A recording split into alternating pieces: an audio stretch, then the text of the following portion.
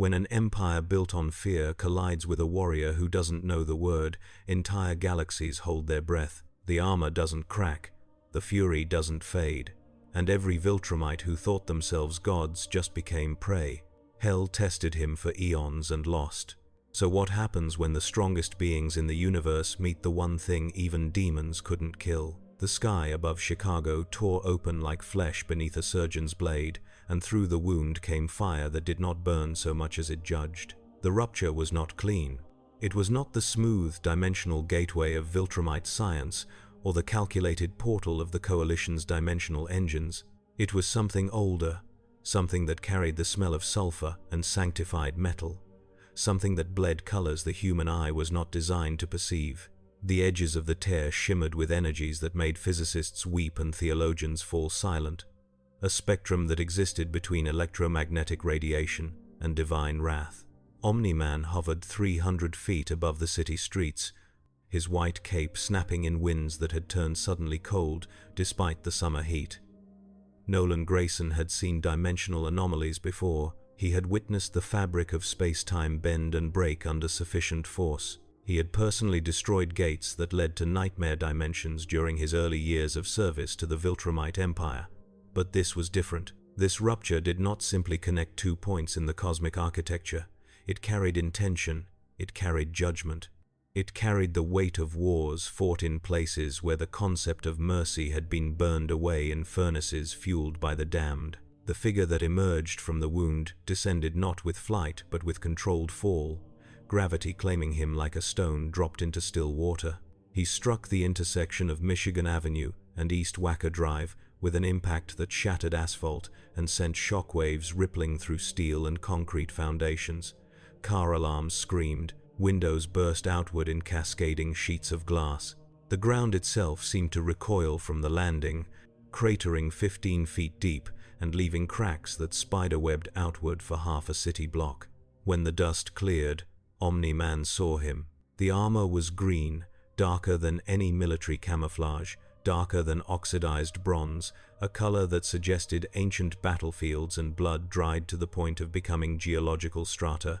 It was not sleek. It carried no aerodynamic elegance, no aesthetic consideration beyond pure function. Every plate, every joint, every reinforced surface spoke of one purpose and one purpose alone: to survive long enough to kill everything that needed killing. Scorch marks decorated the pauldrons.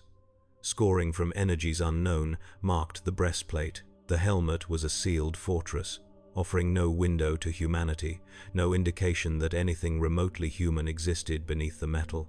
But it was the way he stood that made Nolan's instincts scream.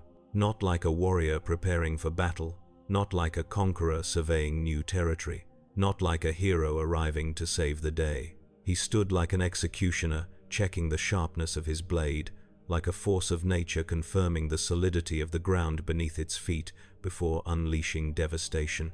His head turned slowly, scanning the cityscape with methodical precision, and though Nolan could not see the eyes beneath that visor, he felt them measure, felt them calculate, felt them find him hovering above and dismiss him as irrelevant in the span of a single heartbeat. The Doomslayer did not announce himself, did not offer explanation, did not posture or threaten or demand surrender. He simply began walking north, each step deliberate, each footfall leaving cracks in concrete that had withstood decades of Chicago winters.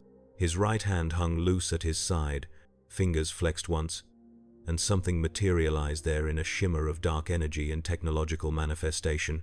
A weapon. No, not a weapon. The weapon. Double-barreled, built from materials that should not exist in this universe, radiating an energy signature that made Nolan's enhanced senses recoil in something approaching primal fear. The super shotgun gleamed with an internal light that was neither phosphorescence nor reflected illumination. It pulsed, like a heartbeat, like something alive, like something that had tasted the blood of gods and found it wanting. Nolan descended carefully, touching down 200 yards ahead of the walking figure, positioning himself in the center of the street. Citizens were already fleeing, survival instincts older than civilization screaming at them to put distance between themselves and whatever was happening. Good. Civilians complicated everything. Nolan had learned that lesson on 100 worlds, had refined the calculus of collateral damage until it became second nature. He raised one hand in what he hoped was a universal gesture of peaceful contact. "I don't know what you are," Nolan said, his voice carrying the authority of 3 centuries of conquest, "but you've just breached dimensional barriers over a populated city. I need you to stand down and explain your presence here." The armored figure did not slow, did not respond, did not even acknowledge that words had been spoken. He simply walked forward with the inexorable patience of tectonic plates shifting, of glaciers carving valleys, of entropy claiming order one molecule at a time. The shotgun hung loose in his grip, angled downward, but Nolan recognized the stance. He had seen it on 1,000 battlefields, in the grips of elite warriors across the galaxy. Ready, always ready. The weapon might as well have been an extension of his nervous system, so complete was the union between flesh and steel. Nolan's jaw tightened. He was trying to be reasonable, trying to follow the protocols he had adopted during his years as Earth's guardian. Mark would want him to try diplomacy first. Debbie would want him to give the stranger a chance to explain himself. But 300 years of Viltrumite instinct were screaming at him to strike first, strike hard, strike before whatever this thing was had a chance to become a threat. "Last warning," Nolan said, and there was granite in his voice now, the tone that had preceded the fall of civilizations. "Stand down, or I will make you stand down." The Doomslayer stopped walking. For one moment, Nolan thought perhaps reason had penetrated that sealed helmet. Then the figure's head tilted slightly, just a few degrees, and Nolan understood. Not consideration, not hesitation, not fear or respect or any emotion that connected to the social contracts that bound civilized beings. He was simply deciding whether Nolan qualified as an obstacle or a target. The distinction, Nolan realized with growing unease, was probably measured in microseconds. The shotgun rose, not fast, not with the superhuman speed Nolan had witnessed from other enhanced beings. Just rose, steady, inevitable. The twin barrels aligned with Nolan's center mass with the precision of astronomical calculation, and suddenly Nolan was moving. Instincts overriding conscious thought, launching himself sideways at speeds that turned him into a white and red blur. The Doomslayer fired both barrels. The sound was not simply loud, it was ontological. It reached into the fundamental frequencies of reality and twisted them. A thunderclap that carried harmonics from dimensions where sound and fury were the same thing. The shells that erupted from those barrels were not simple projectiles. They were condensed argent energy wrapped around cores of sanctified metal, each one carrying the fury of wars fought in the spaces between hell and heaven, each one inscribed with equations that would make theoretical physicists weep and pray in equal measure. Nolan's superhuman reflexes saved him from the direct hit. The shells passed through the space his torso had occupied half a second earlier and struck the Willis Tower, and what happened next violated every physical law Nolan had spent 300 years understanding. The building did not simply explode. It did not fragment or collapse or shatter. It ceased. A sphere of absolute nothing, 15 feet in diameter, appeared where the shells struck, and within that sphere, matter simply stopped existing. Steel, concrete, glass, air, all of it converted into something else, something that radiated an energy signature Nolan had never encountered in all his travels across the stars. The sphere collapsed after 2 seconds, imploding with a sound like a world taking its final breath, and where 110 stories of architectural achievement had stood, there was now a wound. Clean, precise, a perfectly smooth void that went from street level to the 73rd floor. Edges fused into something that resembled volcanic glass, but pulsed with residual energies that made Nolan's skin crawl. "What the hell?" Nolan breathed, and his voice carried genuine shock for the first time in decades. The Doomslayer had already reloaded. The motion was muscle memory refined across eternities of warfare, his left hand breaking the weapon open while his right maintained perfect aim, shells ejecting in spirals of spent argent energy, fresh rounds sliding home with clicks that sounded like the closing of coffin lids.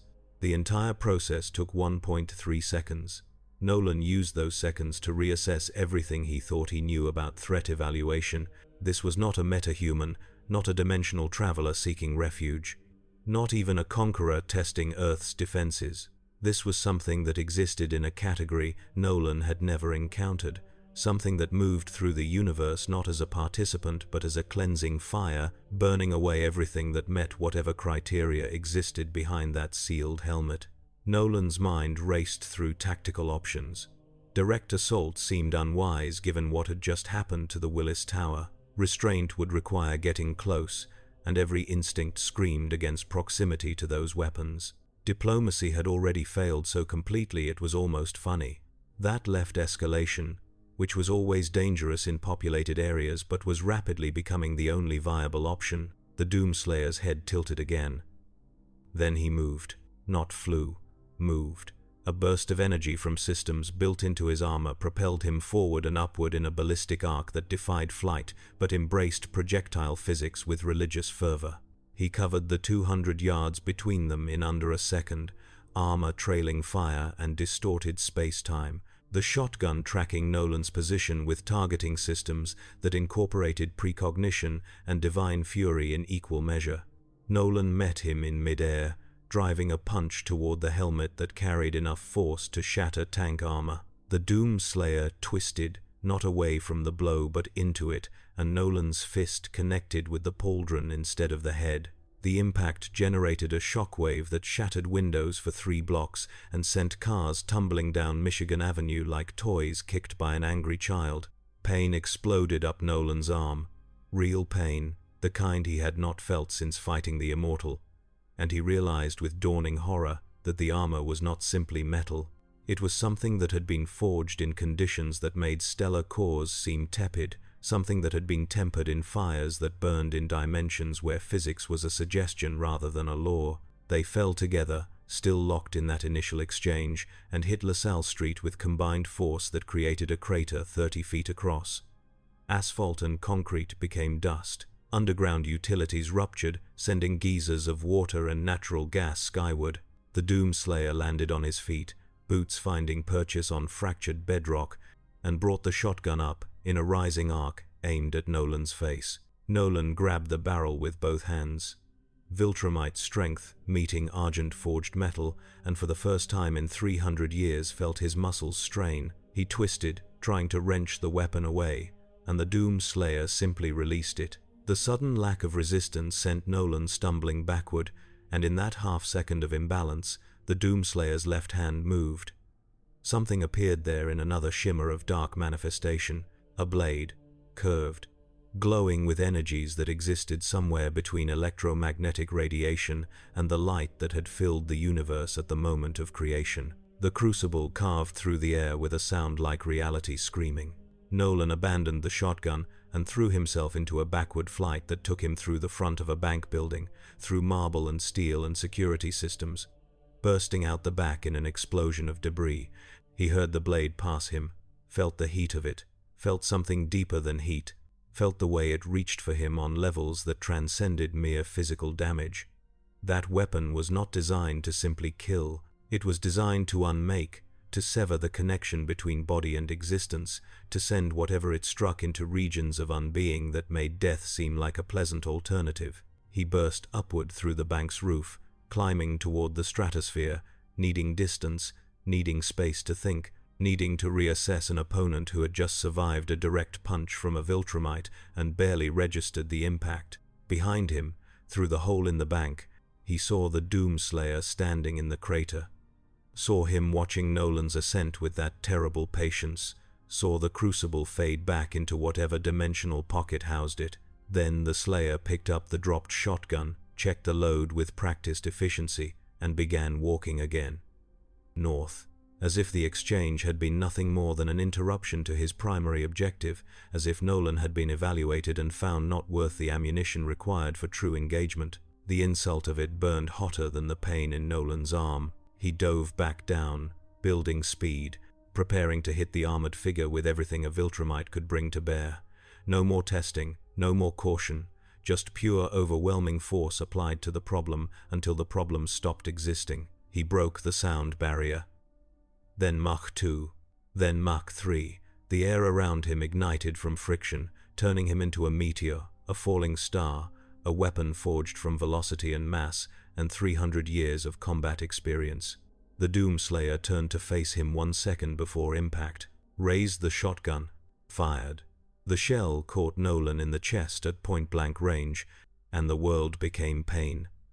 Not physical pain alone, though that was present and profound, a sensation of burning and tearing that penetrated Viltrumite's cellular density and found the nerve endings beneath. But something else, something that felt like having his entire existence judged and found guilty, like standing before a tribunal that operated on frequencies beyond mercy or compassion or anything remotely human. He felt the argent energy eating into him, trying to convert his enhanced biology into fuel for its own terrible purpose.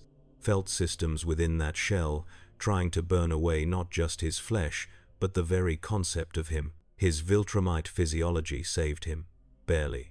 The same cellular density that allowed him to survive in the vacuum of space, the same regenerative capabilities that let him heal from wounds that would kill baseline humans, the same fundamental durability that made Viltrumites the apex predators of the galaxy, all of it combined to reject the Argent conversion process. But it cost him. He felt cells dying by the billions, felt tissue carbonizing, felt his healing factor surge into overdrive, consuming energy reserves at rates that would leave him weakened for hours. He hit the street 3 blocks from the Doomslayer, bouncing twice, each impact creating smaller craters, momentum finally bleeding away against a parked delivery truck that crumpled like aluminum foil. Nolan lay there for 3 seconds, chest heaving, costume scorched and torn, revealing skin beneath that was already healing but still bore the marks of exposure to energies that should not exist in this universe. The Doomslayer walked toward him, shotgun held ready, steps measured and unhurried. Nolan forced himself to his feet, swaying slightly, tasting copper in his mouth. Blood, his own blood. When was the last time he had tasted his own blood?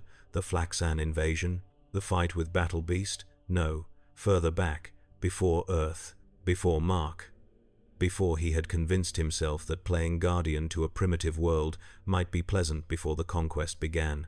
"What are you?" Nolan asked. And this time there was no authority in his voice, just genuine need to understand what he was facing. The Doomslayer did not answer, had not answered, would not answer, because whatever existed beneath that armor had moved beyond the need for words, had transcended the social contracts that made communication necessary. He simply raised the shotgun again, and Nolan saw his own death in those twin barrels. Then something hit the Doomslayer from the side. Mark, Invincible, his son, in his blue and yellow costume, eyes wide with concern and confusion, had tackled the armored figure at speeds approaching Mach 1, driving both of them through the side of an office building in an explosion of glass and steel framing. Nolan heard Mark shouting something, heard the rage and fear in his son's voice, heard the same protective fury that had driven Mark to stand against Viltrumite warriors when logic said he should flee. Nolan was moving before conscious thought caught up, launching himself toward the building, toward his son, toward the threat that had just shifted from Nolan to Mark. Fear, pure primal fear, not for himself, for Mark. For the boy who was only 17 and still learning what it meant to carry Viltrumite blood, who was brave beyond reason and strong beyond his years, but not strong enough to face what Nolan had just faced. He burst through the hole Mark had made and found them 3 floors up, in what had been a marketing firm's open office space. Desks and computers and corporate motivational posters scattered like leaves in a hurricane. Mark had the Doomslayer pinned against a support column, was raining punches down on the helmet with all the fury of youth and righteousness, each blow generating shockwaves that cracked concrete and bent steel. The Doomslayer endured 3 punches. Then he moved. His right hand snapped up and caught Mark's fist in midair, and Nolan saw his son's eyes go wide with shock. The Slayer's left hand, still holding the shotgun, swung in a brutal arc that caught Mark in the ribs with the weapon's stock. Nolan heard bone crack, heard Mark cry out, heard the sound of his son's pain, and something ancient and terrible awakened in Nolan's chest, something that predated his years on Earth, something that connected to the deepest laws of Viltrumite biology. Protect the bloodline. Nolan hit the Doomslayer like a meteor strike, driving them both through the floor beneath that, down through 3 stories of corporate infrastructure until they hit the underground parking garage. He did not stop, did not pause, did not give the armored figure a chance to respond. He grabbed the Slayer by the chest plate and flew upward, building speed, smashing them both through ceiling after ceiling, through the building's entire vertical structure, bursting out the roof in a shower of debris and continuing upward into the sky. At 10,000 feet, Nolan released him, spun, and drove a 2-handed hammer blow into the Slayer's back that sent him plummeting back toward Earth like a meteor returning home. The armored figure fell, tumbling, not attempting to right himself or slow his descent, simply falling with the same terrible patience he had shown throughout the entire engagement. He hit the Chicago River with an impact that generated a geyser of water 200 feet high and created a pressure wave that cracked the foundations of buildings on both banks. Nolan dove after him, hitting the water 3 seconds later, following the Slayer down through murky depths toward the river bottom. Visibility was nearly zero, but Viltrumite's senses compensated, tracking heat signatures and pressure differentials and the unique energy signature that radiated from that armor like a beacon from hell itself. The Doomslayer had landed on the river bottom and was standing there, 30 feet down, looking up at Nolan with that eyeless visor, waiting. Nolan realized the trap half a second before it sprang. The Slayer's left hand moved in a gesture that combined technological interface and mystical invocation, and the water around Nolan suddenly became fire. Not metaphorical fire, actual fire. Fire that burned underwater, fire that violated thermodynamics and chemistry and every natural law Nolan understood. Argent fire.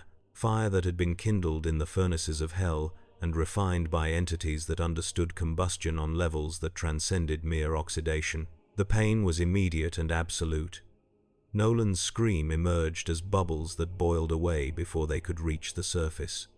His Viltrumite durability meant nothing against flames that were designed to burn demons, creatures forged in fire and sustained by suffering. He thrashed, trying to escape the conflagration, but the fire moved with him, clinging to him like napalm, like burning oil, like the wrath of God given physical form. The Doomslayer walked through the flames toward him, untouched, the armor's systems compensating for the inferno with casual efficiency. He raised the shotgun, pressed it against Nolan's chest, and fired both barrels.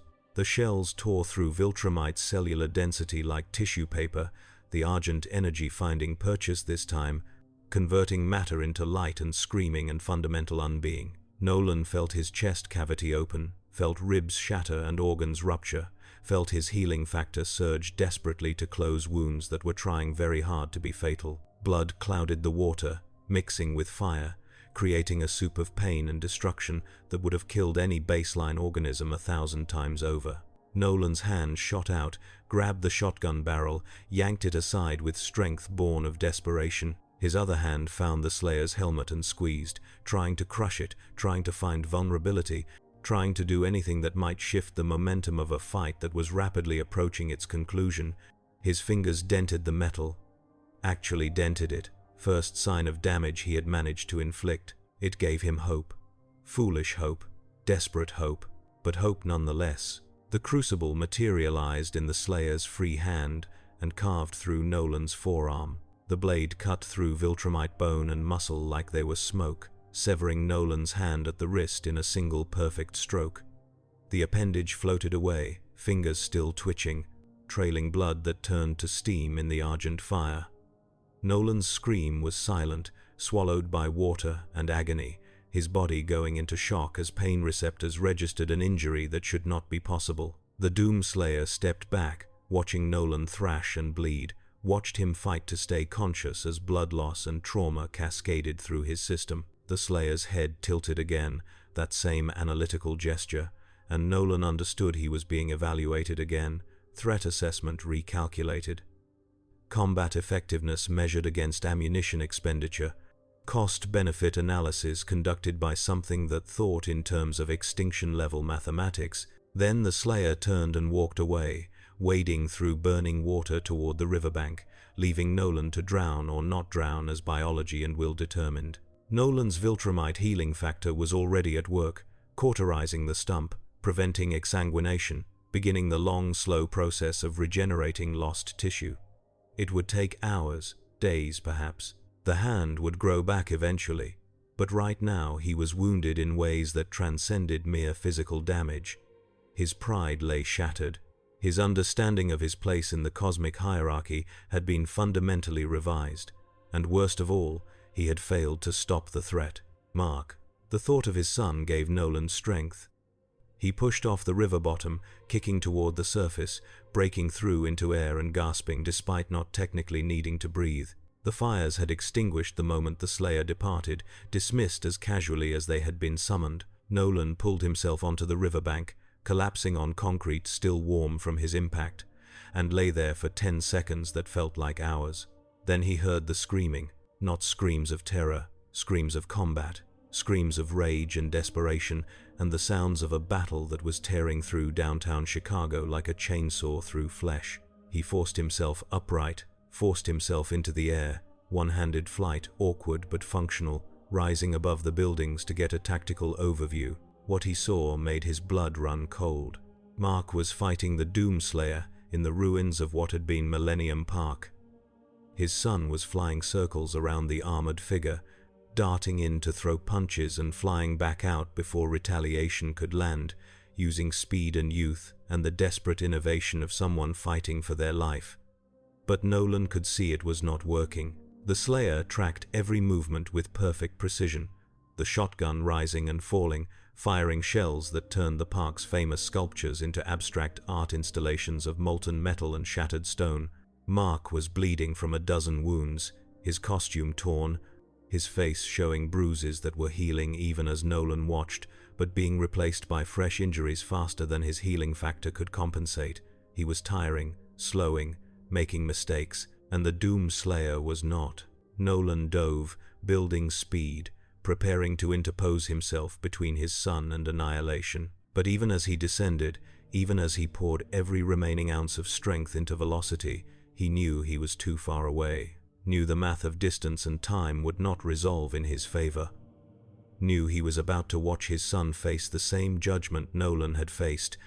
The Doomslayer's hand moved in another of those mystical technological gestures, and something appeared in the air around Mark. A cage, a prison, a construct of pure argent energy that manifested as geometric shapes that should not exist in three-dimensional space, angles that hurt to perceive, edges that cut at reality itself. Mark hit the barrier at full speed and bounced off like a bird striking a window, crying out in shock and pain, falling 20 feet before catching himself. The Doomslayer raised the shotgun. No, Nolan's voice tore from his throat with volume that shattered windows and set off car alarms for 6 blocks. No, take me, fight me, leave him alone. The Slayer paused, turned to look at Nolan, still descending, still one-handed, still bleeding from wounds that would have killed any other being, lowered the shotgun, released the energy cage holding Mark, who fell to his knees gasping, not understanding the reprieve but grateful for it nonetheless. The message was clear. The Doomslayer had evaluated both of them and found Nolan to be the greater threat, had found Mark to be beneath the threshold of concern. The insult of it was almost worse than the pain of severed flesh, almost worse than the knowledge that this armored figure could have killed them both but chose mercy or dismissal or whatever passed for restraint in the calculus of his eternal war. Nolan landed between the Slayer and his son, stood there swaying on legs that wanted very much to collapse, raised his remaining fist in a guard that had been obsolete before humanity learned to write. "You want him," Nolan said. "You go through me." As many times as it takes, the Doomslayer studied him for a long moment. Then something happened that made Nolan question his sanity. The armored figure nodded, a small gesture, barely perceptible, but a nod nonetheless. Acknowledgement of courage, recognition of a father's willingness to die for his child, perhaps even something approaching respect, though Nolan suspected that word meant very different things to whatever existed behind that visor. Then the Slayer turned away from them both and resumed his walk north. Mark struggled to his feet, leaning heavily on Nolan's shoulder, both of them battered and bleeding and alive against all probability. They watched the armored figure walk away, watched him step over rubble and debris with that same measured pace, watched him turn a corner and disappear from sight. "What the hell was that?" Mark asked, his voice hoarse with exhaustion and confusion. "I don't know," Nolan admitted, staring at the stump of his wrist, watching new bone and muscle slowly knitting itself back together. "But I think we just met something that makes Viltrumites look like children playing at war." 3 blocks away, the Doomslayer's visor displayed tactical information that would have made Earth's greatest military minds weep with envy. Population density maps, structural integrity assessments, energy signature analysis, and at the center of it all, pulsing with the distinct frequency of corruption and dimensional instability, a signal that had drawn him across universes and through the barriers between worlds. Hell was bleeding into this reality. Somewhere in this city, somewhere close, a gateway was forming, or had formed or would form across temporal gradients that made tense a flexible concept. Demons would pour through, innocents would die, civilization would burn. It was inevitable. It was always inevitable. It was the pattern that had repeated across dimensions and eons, the cosmic constant that connected all realities. But this time, as always, as eternally, there was a countermeasure. The Doomslayer walked through the burning streets of Chicago, and hell screamed in languages that predated language, because somewhere in the infinite dark between stars and sanity, the demons knew he was coming. They always knew. It never helped. The sun set over Chicago, painting the sky in shades of orange and red that reminded those who saw it of fire and blood and endings. Emergency services swarmed the damaged areas, police cordoning off blocks, firefighters battling blazes that burned with unnatural persistence, paramedics treating injuries that defied conventional medical understanding. News helicopters circled overhead, cameras capturing devastation while anchors struggled to find words that could contextualize what had happened. In the Grayson household, Nolan sat at the kitchen table while Debbie cleaned and bandaged wounds that were already healing. His hand had regrown to the point of having fingers again, though they were small and malformed, requiring another 6 hours before they would be functional. Mark stood near the window, staring out at the city, his face a mask of confusion and barely contained anger. "We have to find him," Mark said, not for the first time. "We have to stop him before he kills someone." "He already killed someone," Nolan said quietly. "Several someones probably. We just don't know who yet. Then we have to bring him to justice." Nolan looked at his son, saw the idealism there, the belief that the world could be divided into heroes and villains, good and evil, justice and crime, saw everything Nolan had tried to cultivate during Mark's upbringing, all the human values that would make ruling Earth easier when the time came, and felt something crack in his chest, some certainty he had carried for 300 years, suddenly revealing fault lines. "Mark," Nolan said carefully, "I'm not sure we could stop him if we tried." "You didn't see what I saw," Mark insisted. "You didn't see him just walking through the city like he owned it, like human lives didn't matter, like he was above the law." "I saw exactly that," Nolan said. "I also saw him spare your life when he could have taken it. Saw him spare mine when I was helpless. That's not a killer, Mark. That's something else. Something that operates on rules we don't understand." Debbie finished wrapping the last bandage and stepped back, her face pale but composed. She had seen her husband return home injured before, had learned to maintain calm in the face of violence and strangeness, but this was different. This was Nolan admitting vulnerability, admitting that something in the universe frightened him. "What do you think he wants?" Debbie asked. "I don't know," Nolan said. "But I intend to find out." The Guardians of the Globe had assembled in their headquarters, monitoring reports coming in from across the city. Robot paced in front of the main display, his mechanical mind processing data streams with machine efficiency. Duplicate stood near the conference table, 4 copies of her reviewing different security feeds simultaneously. Black Samurai sharpened his blade with methodical precision, the repetitive action helping him think. War Woman stood with arms crossed, her ageless face showing concern that approached actual worry. "The damage pattern doesn't make sense," Robot said, gesturing to a three-dimensional map of Chicago that showed the Doomslayer's path highlighted in red. "He's not targeting infrastructure or population centers. He's not making demands or demonstrating power. He's just walking north with complete disregard for anything in his path." "Maybe he's looking for something," Duplicate suggested. "Or someone." "Then why attack Omni-Man?" Black Samurai asked. By all reports, Nolan approached him peacefully, attempted communication, and was met with immediate violence. "I've seen the footage," War Woman said quietly. "I've seen the way he moves. I've fought in 2 world wars and conflicts on 6 continents. I know warriors, I know killers, I know conquerors. That thing is something different. That thing is what warriors tell stories about to frighten children." "Are we scared?" Duplicate asked, and there was no mockery in her voice, just honest question. War Woman met her eyes and nodded slowly. Yes, I am." Robot stopped pacing. His mechanical face was incapable of expression, but his voice carried weight when he spoke. "Then we need to be smart. We need to understand what we're dealing with before we engage. Because if Omni-Man couldn't stop him, if Invincible couldn't stop him, I'm not convinced the Guardians can either." Far beneath the city, in tunnels that predated modern Chicago, in foundations laid atop, even older foundations laid atop bedrock that remembered when this land was ocean floor, something was growing. A tumor in reality, a wound in the dimensional substrate, a gateway that pulsed with energies that made atoms dance and electrons scream. The cultists who had been working for months to open this portal stood in ceremonial circles, chanting words that tasted like ash and copper, invoking entities whose names could not be spoken without damaging the speaker's sanity. They wore robes stained with materials that had once been animals and humans and things that were neither. They had sacrificed, they had suffered, they had given everything to their dark purpose, and their purpose was nearly complete. The gateway shimmered, taking shape, a vertical wound in space that showed glimpses of somewhere else, somewhere red, somewhere burning, somewhere that screamed with the voices of the damned and laughed with the voices of their tormentors.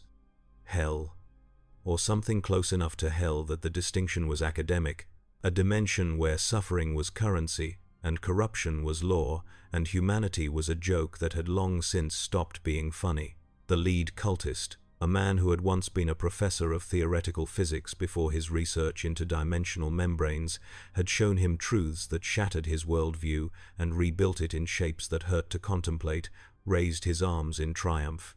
"It comes," he shrieked, voice hoarse from hours of chanting. "The door opens. The covenant is fulfilled. The new age begins." The gateway stabilized, edges solidifying, becoming permanent, becoming real. And through it came the vanguard. Demons. Lesser ones at first, scouts and fodder, creatures of fang and claw and hunger that never ended. They poured through the gateway like water through a broken dam, filling the tunnel with the stench of sulfur and rotting meat, their eyes burning with hellfire, their claws scoring stone that had stood for a century. The cultists welcomed them with open arms and open throats, offering themselves as first sacrifices, as down payments on the promised apocalypse. The demons accepted these offerings with the casual cruelty of apex predators, tearing flesh and drinking blood and laughing in frequencies that made reality itself uncomfortable. But they were the vanguard.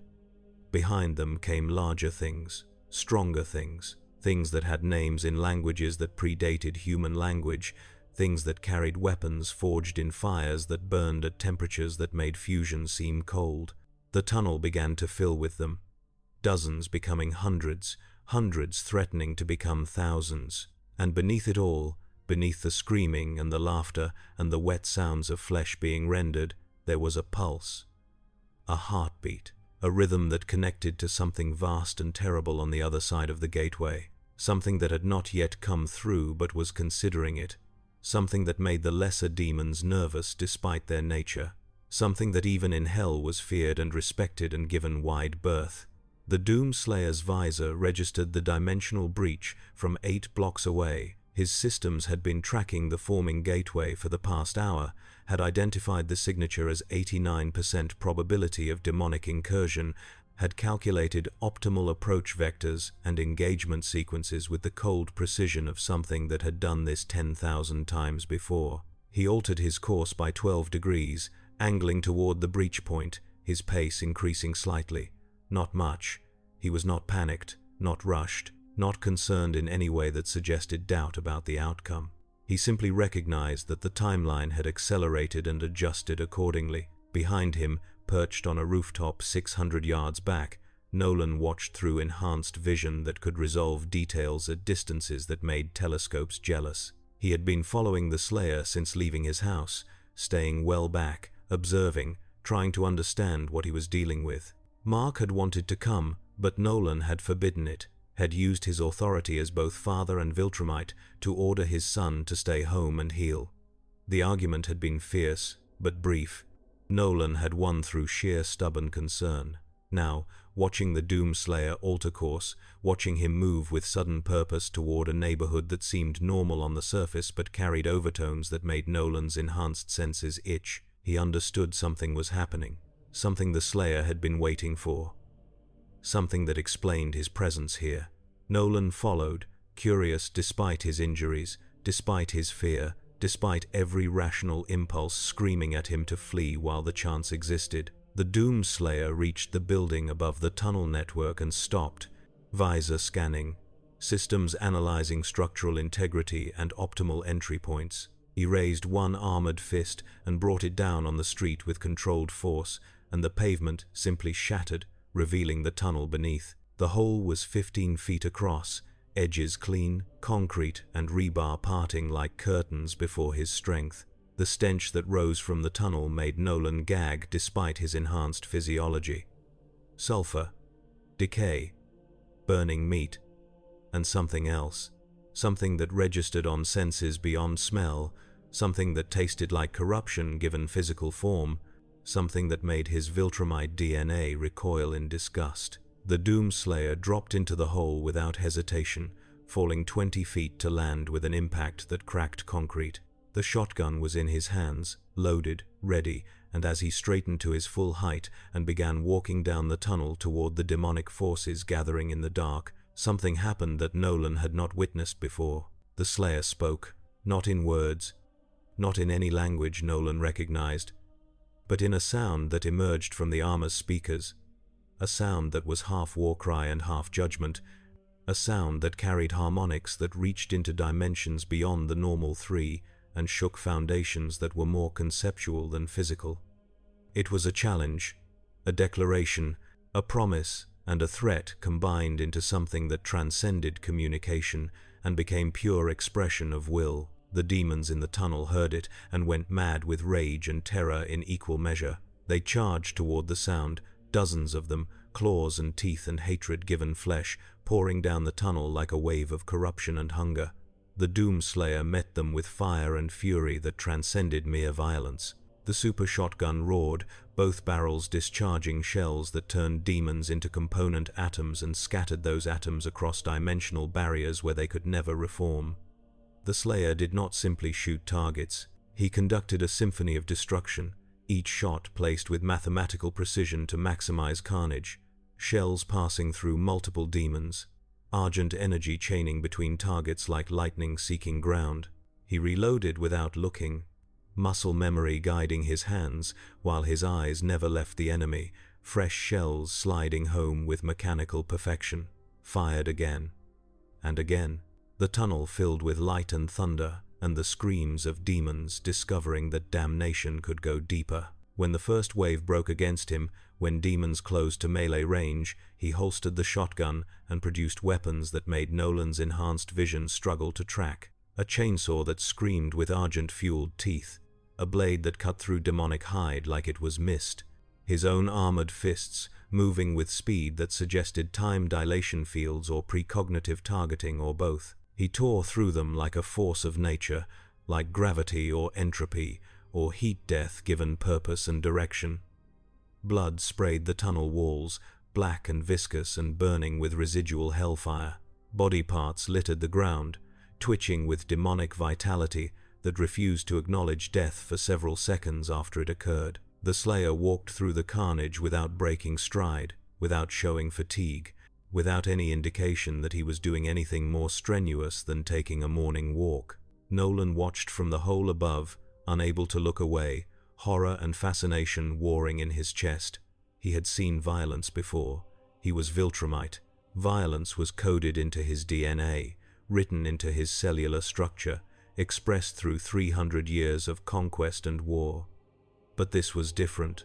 This was violence elevated to sacrament. This was killing refined to an art form that transcended mere combat and became something approaching divine judgment. The demons kept coming, larger ones now. Things with multiple heads, things with wings made of flayed skin, things that radiated energies that would have given human soldiers cancer from across the room. They came with weapons forged in hell's foundries, axes and swords, and stranger implements that existed in geometries hostile to sanity. The Doomslayer met them all. A demon swung a blade at his head. He caught it one-handed, tore it from the creature's grip, reversed it, and drove it through the demon's skull with enough force to pin the corpse to the wall. Another leaped from the ceiling, claws extended, mouth open in a roar that carried frequencies designed to paralyze prey. He caught it mid-leap, used its own momentum to slam it into the ground, brought his boot down on its head with a crunch that echoed down the tunnel. More came, always more, flooding from the gateway in numbers that should have overwhelmed any single combatant through sheer mass and persistence. But the Doomslayer was not any single combatant. He was the countermeasure. He was the price hell paid for every incursion. He was the universal constant that balanced the equation of corruption with the mathematics of annihilation. He fought deeper into the tunnel, toward the gateway itself, leaving a trail of bodies and silence behind him. The demon's initial rage had given way to something approaching fear. They had not expected resistance, had not expected anything capable of standing against them, had certainly not expected this singular armored nightmare that killed them with the casual efficiency of someone performing routine maintenance. The gateway pulsed ahead, growing brighter, growing more stable, preparing to admit something larger than the fodder demons currently being slaughtered. The cultists who had survived the initial demonic assault cowered near it, their robes soaked with blood both human and demonic, their minds shattered by exposure to entities their sanity could not encompass. They saw the Doomslayer approaching through the carnage and recognized, in the fragments of reason they still possessed, that they had made a terrible mistake. The gateway shimmered, and through it stepped something that made Nolan's breath catch, despite watching from hundreds of feet away. A demon lord, or something equivalent. It stood 12 feet tall, crowned with horns that glowed like molten metal, wrapped in armor that was part steel and part living bone, carrying a sword that was less weapon and more condensed malice given edge and purpose. Its eyes burned with intelligence that was ancient and cruel and absolutely certain of its supremacy. It looked at the Doomslayer. The Slayer looked back.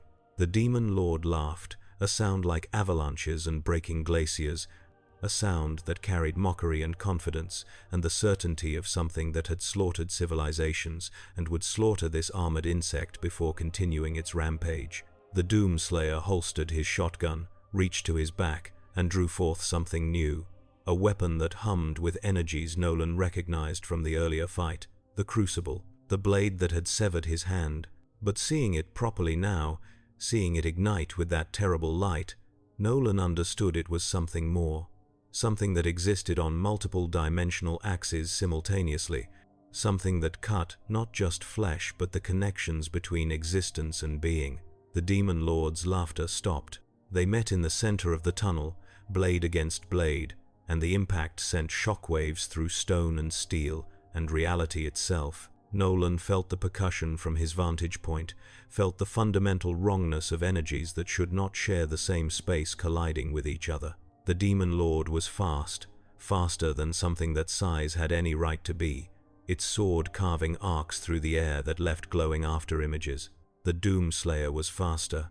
He flowed around the demon's attacks like water, like smoke, like something that had fought this exact battle 1,000 times before and knew every possible variation. His blade found gaps in the demon's armor with surgical precision, cutting deep, drawing blood that burned the air it touched. The demon lord roared and redoubled its assault, abandoning technique for pure fury, trying to overwhelm through speed and strength. It was not enough. The Doomslayer's crucible took the demon's left arm at the shoulder, the limb falling to the tunnel floor and dissolving into ash and screaming before it hit the ground. The demon lord staggered, ichor fountaining from the wound, and for the first time something resembling fear entered those burning eyes. It swung desperately with its remaining arm, a wild blow that would have split a building in half. The Slayer stepped inside the swing, drove the crucible through the demon's chest, and twisted. The demon lord's scream was cut short as the blade's energies tore through its essential self, severing not just flesh but the metaphysical connections that held demonic entities together across dimensions. It collapsed, body smoking and dissolving, armor clattering to the ground, empty of anything that could be called life or unlife or any state in between. The Doomslayer withdrew the blade, deactivated it, returned it to whatever pocket dimension housed it. Then he turned to face the gateway itself, where more demons were gathering, where something even larger was preparing to cross the threshold, where hell was marshalling forces for a true assault. He reached into a compartment on his armor and withdrew something small, cylindrical, glowing with that same argent energy that powered his weapons. A charge, an explosive, something that carried equations inscribed on its casing in languages that made mathematics weep. He placed it at the base of the gateway with the care of someone defusing a bomb rather than activating one. Then he turned and began walking back down the tunnel, past the bodies, past the cultists who were whimpering and broken, past the carnage that painted every surface in shades of black and red. Behind him, the charge began to pulse. The demons on the other side of the gateway recognized what was happening and surged forward, desperate to cross before the opportunity closed. But dimensional thresholds take time to traverse, especially when moving against deliberately imposed barriers. They were halfway through when the charge detonated. The explosion was not loud. It was not fiery. It was not anything that human weapons designers would recognize as an explosive event. Instead, it was a collapse, a folding inward. The gateway and everything within 10 feet of it simply ceased to exist in this universe, drawn into a point of absolute nothing that lasted for 3 seconds before imploding with a sound like the universe sighing in relief. When the light faded, the tunnel was intact. The gateway was gone. The demons that had been crossing the threshold were scattered across dimensions where they would spend eternities trying to find their way back to anywhere. The cultists were gone too, caught in the collapse, their atoms distributed across probability spaces where even the concept of death could not reach them. The Doomslayer walked through the tunnel back toward the exit hole, his armor covered in demonic blood and residue, his weapons still charged and ready despite the slaughter he had just conducted. He reached the hole, jumped, and caught the edge with one hand, pulling himself up to street level with casual strength. Nolan was waiting for him. The Viltrumite floated 10 feet off the ground, hands raised in a gesture of peace, his newly regrown fingers still small and awkward but functional. His face showed respect and caution and genuine curiosity. "I want to understand," Nolan said. "I'm not here to fight. I just want to understand what you are and what you're doing here." The Doomslayer regarded him for a long moment. Then, incredibly, he responded, not with words, but with his visor. A holographic display materialized in the air between them, showing images and data that Nolan's enhanced vision and 300-year-old intellect struggled to process. He saw worlds burning, saw cities overrun by demons, saw civilizations falling to corruption that spread like disease, saw hell itself, vast and terrible, existing across infinite dimensions, consuming everything it touched. And he saw this armored figure fighting through it all, alone, eternally, waging a war that had no end because hell itself had no end.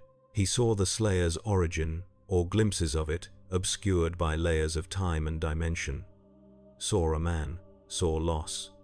Saw rage so profound it transcended emotion and became metaphysical force. saw that rage harnessed, weaponized, sanctified by entities that operated on scales beyond divine and given purpose that would last until reality itself ended.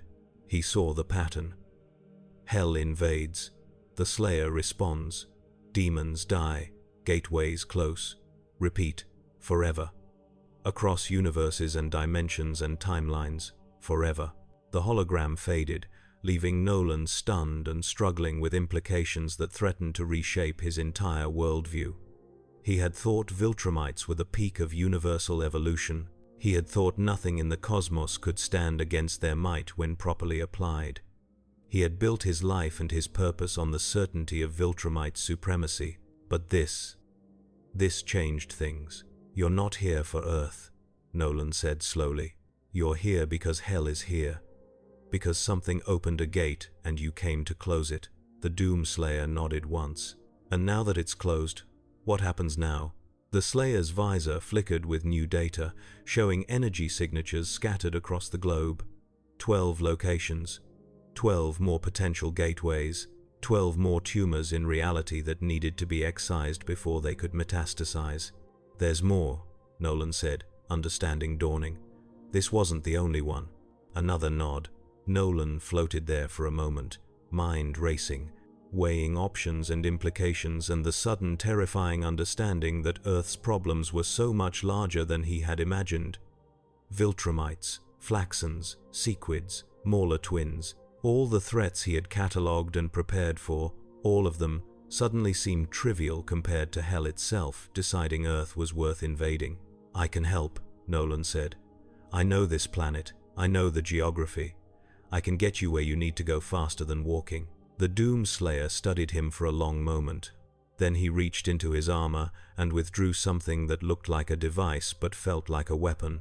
He pressed it into Nolan's hand, the one that had regrown, and Nolan felt it interface with his nervous system, felt it reading his biology and determining compatibility. The device chimed, accepting him, and suddenly Nolan's vision flooded with tactical data. The 12 gateway locations, energy signatures, threat assessments, real-time updates on dimensional stability across the planet. It was like being connected to a military intelligence network designed by something that understood warfare on scales that made Viltrumite conquest strategies seem like children's games.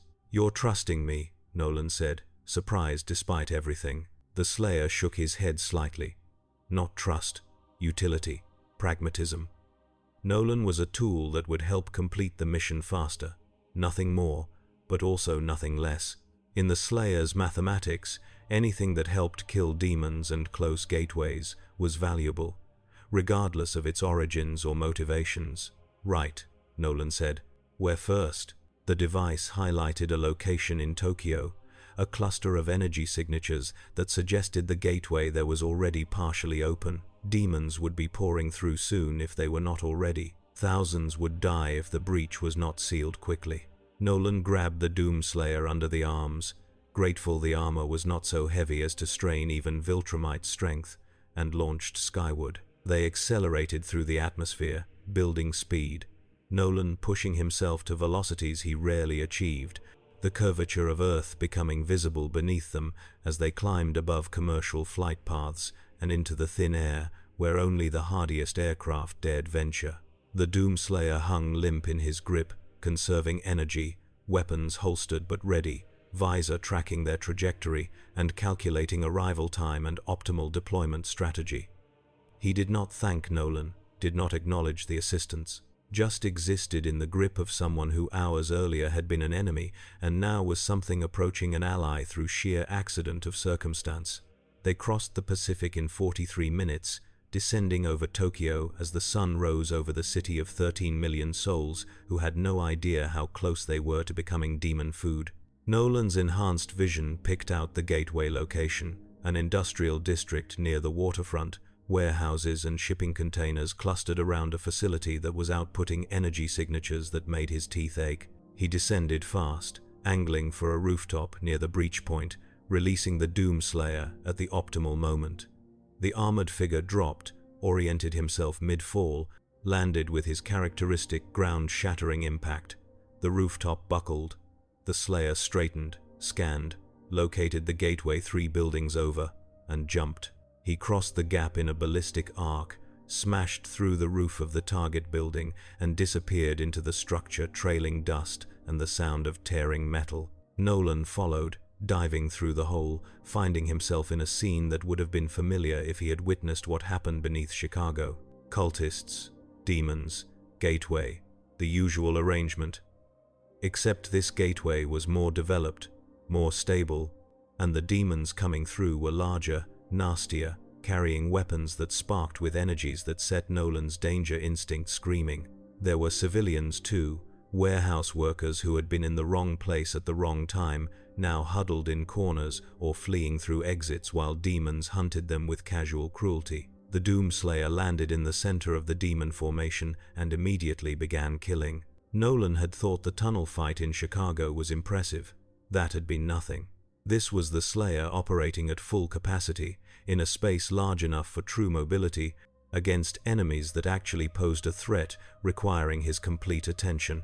He moved through the warehouse like death personified, weapons appearing and disappearing as tactical requirements shifted, each kill executed with maximum efficiency and minimum wasted motion. A demon charged from the left. The Slayer's shotgun materialized and fired, removing the demon's torso and most of its legs in a spray of argent-charged buckshot. Another attacked from above, dropping from ceiling girders with claws extended. The Slayer sidestepped, produced the chainsaw, and carved through the demon lengthwise while it was still in midair, the weapon's argent teeth reducing corrupted flesh to component molecules. 3 demons attacked simultaneously from different vectors.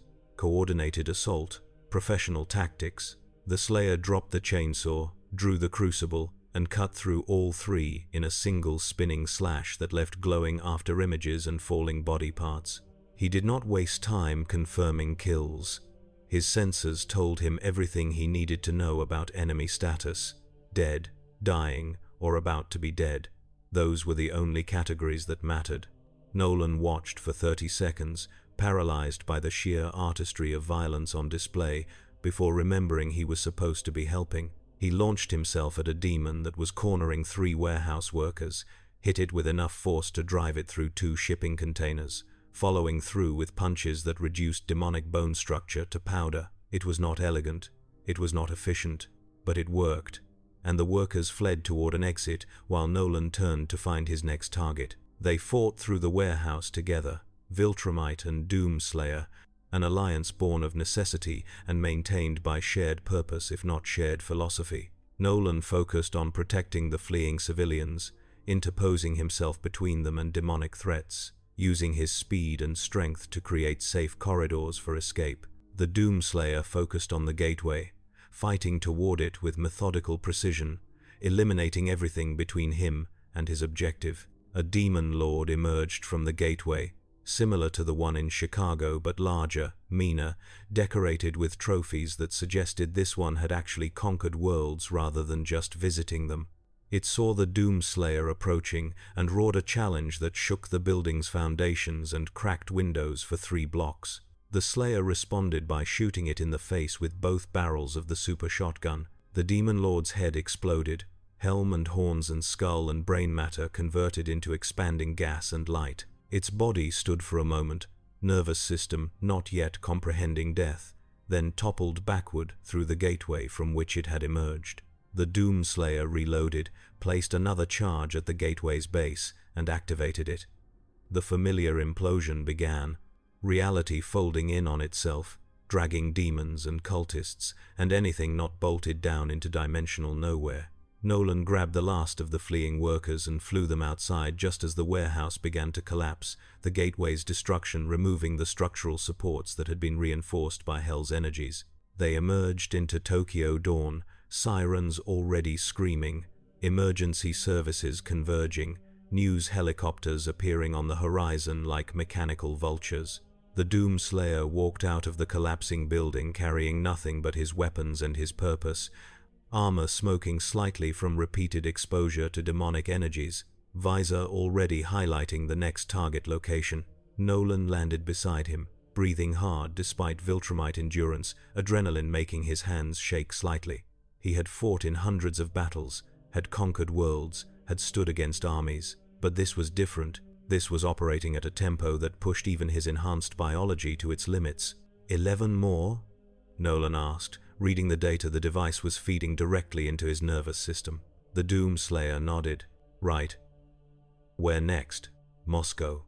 A gateway forming beneath the Kremlin, energy signatures suggesting demonic forces were already engaging Russian military assets. They would be slaughtered if someone did not intervene. Nolan grabbed the Slayer again, launched skyward, building speed as they climbed back into the upper atmosphere. They hit Moscow 90 minutes later, descended into a war zone where Russian special forces were fighting demons in the tunnels beneath government buildings. The soldiers were brave, well-trained, well-equipped with the finest weapons human technology could provide. They were also dying. Demons were not impressed by conventional firearms. Small arms fire barely scratched their hides. Grenades annoyed them. Anti-tank rockets got their attention but rarely killed them outright. The soldiers fell back in good order, covering each other, executing tactical retreats that bought time for civilians to evacuate, but every meter they gave up was purchased with blood and lives. Then the Doomslayer arrived. He descended into the tunnels like divine intervention, like the answer to prayers the soldiers had not known how to speak. The demons saw him and their attack faltered, confusion spreading through their ranks because this armored figure was not part of the natural order they understood. He was the exception, the anomaly, the thing that should not exist but did anyway. He walked toward them with that same measured pace, shotgun in hand, and the demons broke, not fled, broke. Their cohesion shattered, their chain of command dissolved. They attacked in a disorganized mass, each demon trying to be the one to kill this intruder, to claim the glory of ending the Doomslayer. It was a mistake that had been made on 1,000 worlds across infinite dimensions. It was always a mistake. The Slayer met their charge with concentrated fire and controlled fury, each shot placed with geometric precision, each reload executed without conscious thought, the super shotgun becoming an extension of his will.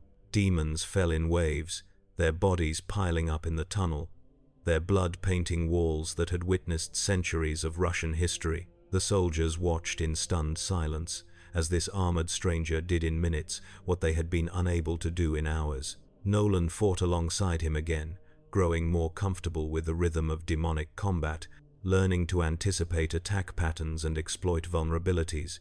He grabbed a demon by its horns and used it as a club to batter 3 more into paste, tore off a demonic arm and impaled the owner on its own bone structure, discovered that sufficient velocity could overcome even demonic durability, flying through enemies at max speed and leaving liquefied remains in his wake. The Russian soldiers recovered from their shock and joined the fight with renewed vigor, concentrating fire on demons the Doomslayer had wounded but not killed, supporting his assault with professional discipline.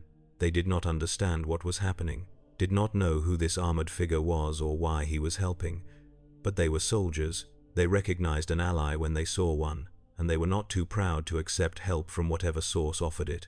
The gateway in Moscow was larger than the previous 2, more developed, suggesting the cultists here had been at work longer or had access to better resources. The demons pouring through were correspondingly stronger, some of them wearing armor that suggested military rank or demonic nobility, carrying weapons that hummed with corrupted energies.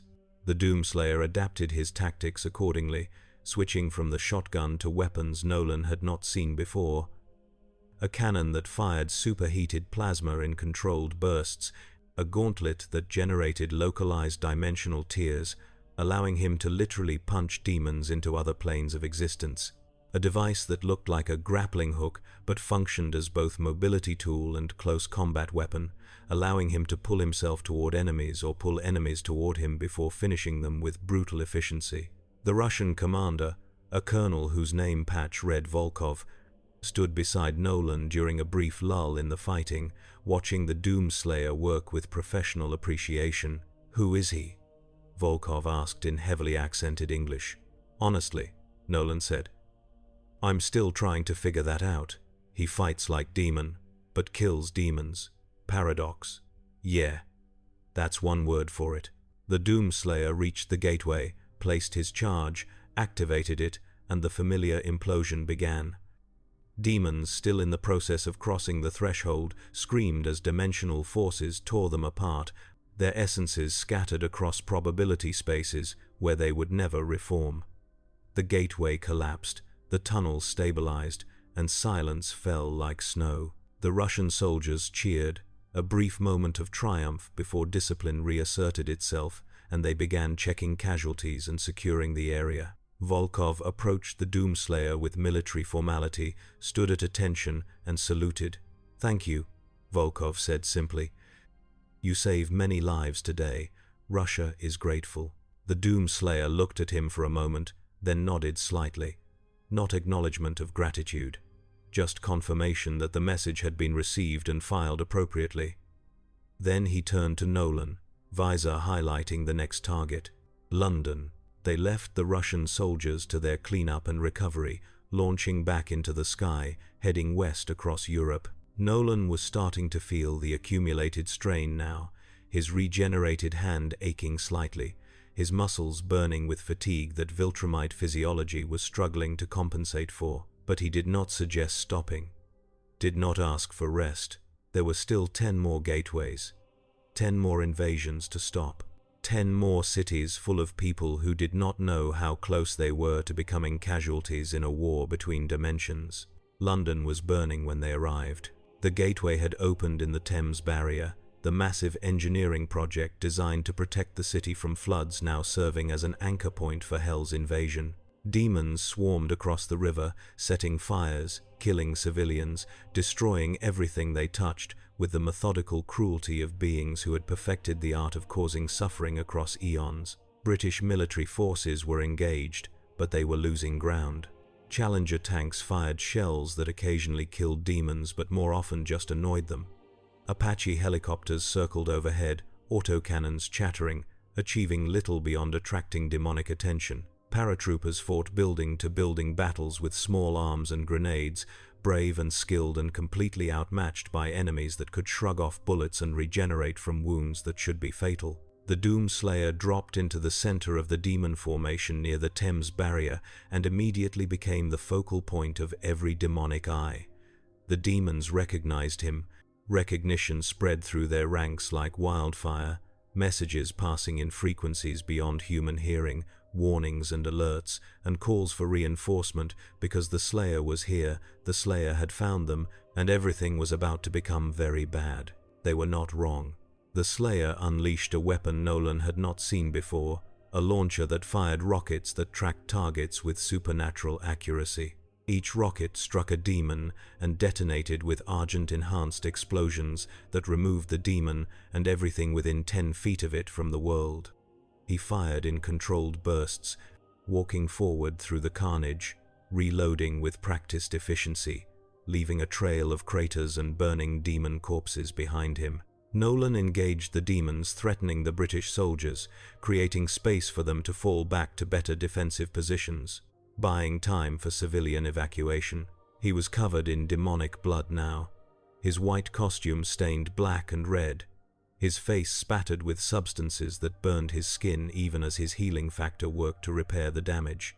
He was tired, he was hurt, he was operating on reserves he had not needed to tap in decades, but he kept fighting, because the alternative was watching millions of innocent people die, and despite 300 years of Viltrumite conditioning, despite the Empire's teachings about the inferiority of primitive species, despite everything he had been trained to believe, Nolan found he could not accept that outcome, not when he could do something to prevent it. The Doomslayer reached the Thames Barrier, placing his charge at the gateway's base, but before he could activate it, something emerged from hell that made even him pause.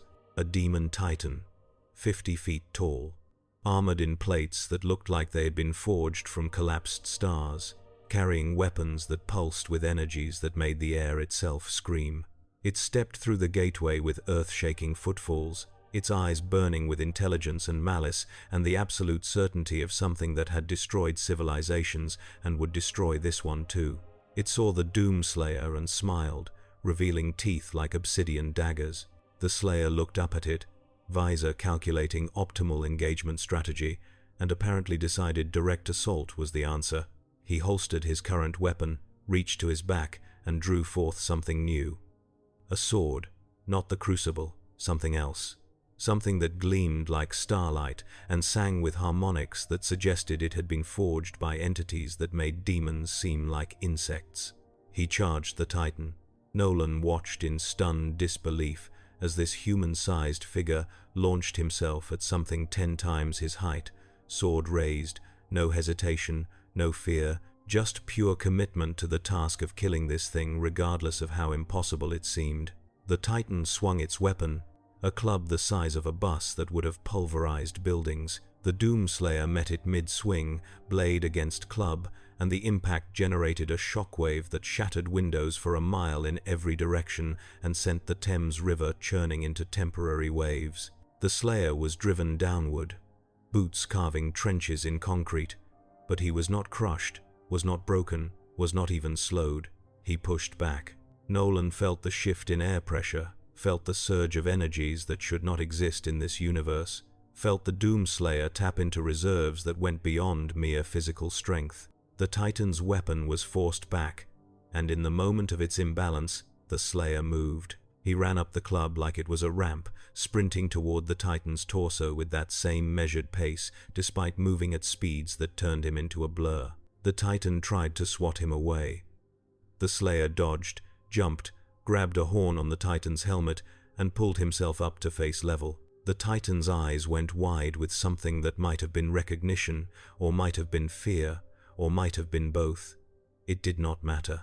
The Doomslayer drove his sword through the Titan's left eye and into its brain with surgical precision. The Titan screamed, a sound that shattered stone and bent steel, thrashing in its death throes. But the Slayer held on, driving the blade deeper, twisting it, ensuring the kill was complete. The Titan fell, shaking the ground like an earthquake, its body already beginning to dissolve into ash and fading light. The Doomslayer landed atop its corpse, withdrew his sword, and immediately turned back to the gateway. He activated the charge. The implosion began.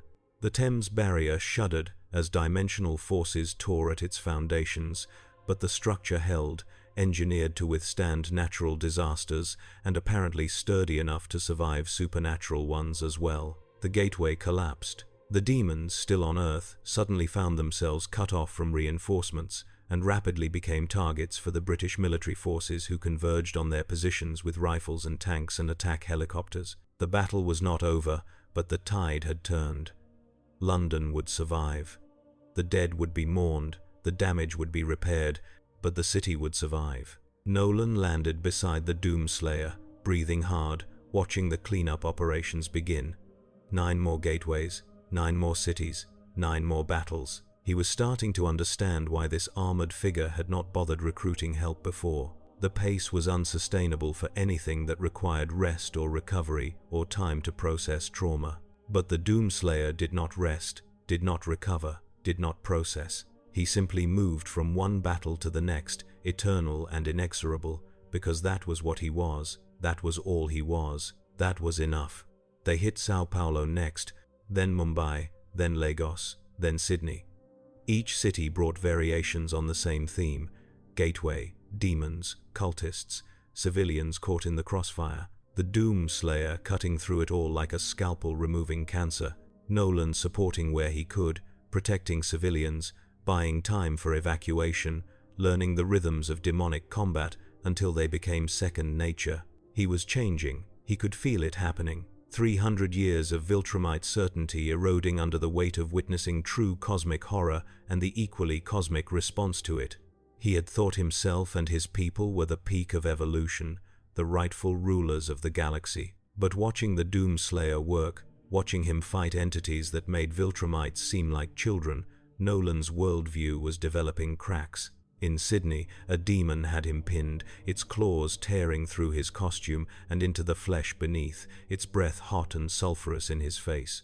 He was trying to break free, trying to bring his superior strength to bear, but the demon's grip was reinforced by Hell's energies, making it stronger than anything its size should be. He was seconds from serious injury when the Doomslayer appeared, grabbed the demon by its skull, and simply crushed it. Nolan had not called for help, had not asked for assistance.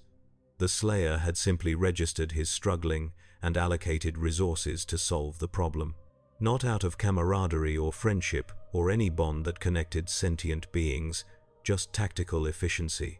Nolan was a useful tool. Tools needed maintenance. Simple as that. But Nolan found himself grateful anyway. After Sydney came Mexico City, then Cairo, then Seoul. The pattern continued, the body count climbed. Demons by the thousands fell to argent fire and sanctified steel. Cultists learned too late that opening gates to hell was a monumentally stupid idea when the Doomslayer existed. Cities burned and were saved in equal measure. Nolan lost track of time somewhere over the Pacific between Seoul and the next target. Had it been hours? Days? His internal clock, normally reliable to the second, was scrambled by time zone changes and adrenaline and sheer exhaustion. His regrown hand was fully functional now, tested in combat against demons that would have terrified him a day ago but now seemed almost routine. The device the Doomslayer had given him pulsed with new information. 2 gateways remaining, one in Jerusalem, one in New York, both showing elevated energy signatures, suggesting they were more developed than the previous targets, more stable, more dangerous. The demons there would be stronger, more numerous, better prepared. They hit Jerusalem as the sun set over the old city, painting ancient stones in shades of gold and crimson. The gateway had opened near the Western Wall, the most sacred site in Judaism now serving as Hell's beachhead. Demons poured through, desecrating ground that had been holy for millennia, and Nolan felt rage kindle in his chest at the sheer audacity of it. The Doomslayer apparently felt something similar because he did not waste time with his usual measured approach. He landed in the demon formation like a meteor and immediately activated something Nolan had not seen before. Berserker mode. His armor glowed with argent energy, his movements became faster, his strikes became harder, and demons that had required multiple shots to kill were being torn apart with bare hands. Nolan watched for 5 seconds, then threw himself into the fray with matching fury. They carved through the demon hordes like reapers in a field of corpses, Viltrumite strength and argent-fueled rage combining to create devastation that would be studied by military historians for decades. Blood painted the ancient stones, bodies piled in courtyards that had witnessed 3,000 years of history. The demons broke and fled, but there was nowhere to flee to, no escape from the 2-man apocalypse bearing down on them. The gateway in Jerusalem was different from the others. It was not just a dimensional tier, it was a ritual site, carefully prepared over months or years, decorated with symbols that hurt to perceive, powered by sacrifices that had been made with malice and precision. Closing it would require more than just placing a charge. The Doomslayer apparently reached the same conclusion because he holstered his weapons, approached the gateway with uncharacteristic caution, and began studying the ritual inscriptions. His visor glowed as internal systems analyzed the demonic mathematics, calculated countermeasures, identified weak points in the dimensional structure. Then he began to sing. It was not singing in any conventional sense. It was harmonics, frequencies, sounds that existed at the intersection of science and sorcery, carefully chosen tones that resonated with the gateway's structure and began to destabilize it from within. The air around him vibrated with power, reality bending slightly under the weight of deliberately applied acoustic pressure. The gateway began to collapse, not in an implosion this time, but in a slow, controlled degradation, edges fraying, stability decreasing, the connection between dimensions weakening until it snapped like an overstressed cable. The demons still coming through were caught mid-transit and torn apart by dimensional shear forces, their screams echoing across frequencies that made Nolan's enhanced hearing ache. When the gateway fully collapsed, silence fell over the old city like snow. Israeli military forces moved in, securing the area, tending to wounded civilians, staring at the Doomslayer with expressions that mixed fear and gratitude in equal measure. The Slayer ignored them, already focused on the last gateway, New York. Nolan felt something cold settle in his chest. His city, the city he had protected for 20 years, the city where Mark lived, where Debbie lived, where people he actually cared about were going about their lives unaware that hell itself was about to arrive. They flew toward New York with urgency that bordered on desperation, Nolan pushing himself to speeds he rarely achieved, atmosphere burning around them from friction, sonic booms trailing across the Atlantic like bombs. The Doomslayer hung in his grip, patient as always, but Nolan thought he detected something in the armored figure's posture: readiness, anticipation. This last gateway was the big one, the coordinating point, the primary invasion site. They approached New York at sunset, the city's skyline gilded with dying light, and Nolan's enhanced vision immediately found the problem. Empire State Building. The gateway was opening at the top of the Empire State Building, demonic energies cascading down the structure's exterior, citizens fleeing in panic, police establishing perimeters that would be utterly useless against what was coming. And at the base of the building, Nolan saw familiar figures: the Guardians of the Globe, Robot, War Woman, Duplicate, Black Samurai. They were engaging demons that had already begun to emerge, fighting with skill and courage and equipment that was woefully inadequate for the threat they faced. Nolan descended like a meteor, releasing the Doomslayer at the optimal moment, both of them hitting the street with impacts that cracked pavement and drew every eye. The Guardians turned, surprise evident on those faces not covered by masks, and Nolan saw the questions forming. Questions about where he had been, what he had been doing, who this armored stranger was. No time for explanations. "The building," Nolan shouted, pointing upward. "Gateway at the top. We need to stop it now, or the whole city burns." Robot's mechanical mind processed the information in microseconds, tactical subroutines engaging, priority targets identified. "Understood. Guardians, support whatever they're doing. Protect civilian evacuation. Do not engage the big demons unless absolutely necessary." War Woman looked at the Doomslayer, recognition sparking in her ancient eyes. "I know you," she said quietly. "I've seen your like before, in the old wars, in the places where gods and monsters fought." The Slayer looked at her, nodded once, then turned and began running toward the Empire State Building. Not walking now. Running. Because time mattered. Because every second delayed was another second for the gateway to stabilize, for more demons to cross, for the invasion to gain foothold. Nolan flew alongside him as he ran, the Guardians falling in around them, and together they hit the building's lobby like a strike force from some cosmic authority. Demons filled the interior, having already slaughtered security guards and early responders, now setting up defensive positions and preparing to hold the ground floor while their leaders completed the ritual upstairs.